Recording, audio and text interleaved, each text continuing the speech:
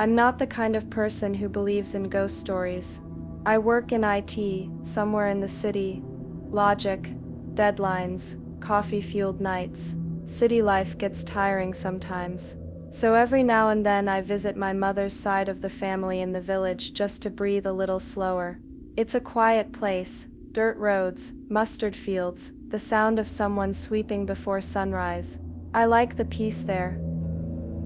Behind my aunt's house, there's this old sealed well. It's sunk and worn out, covered with a warped wooden lid. No lock, but no one touches it. She never used to let me or any other kids play around that area. Even as a child, I'd ask why. My aunt would always ignore the question. I didn't understand then. But when I was 21, I went back, solo this time. I wasn't sleeping well. I was going through a lot. Anxiety, some health stuff. Everything felt kind of off. I thought the silence would help. Nights, though, were the hardest. One night, pretty late, I was pacing the courtyard. Just me and my thoughts. Headphones in, trying to keep my mind from spiraling. That's when I felt it.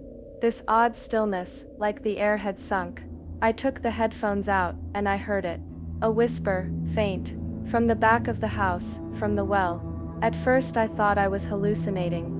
Maybe the meds were messing with me. But then I heard it again. Not words, just this strange rhythm. Like someone murmuring to themselves. A low hum, or maybe talking. When I stepped closer to the well, it got quieter. When I stepped back, louder. I didn't sleep that night.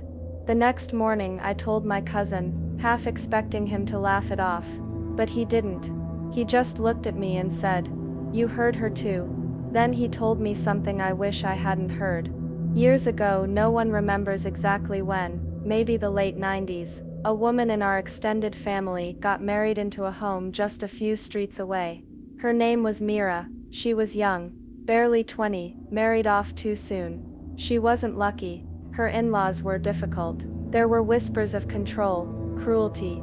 Everyone knew something was off, but no one stepped in. Not even 6 months later, Mira came back to her parents' house crying. The next day she was gone. They found her shawl near the edge of the well. They said she jumped. Some blamed her mental state. Others said it was what she endured. No one really knew.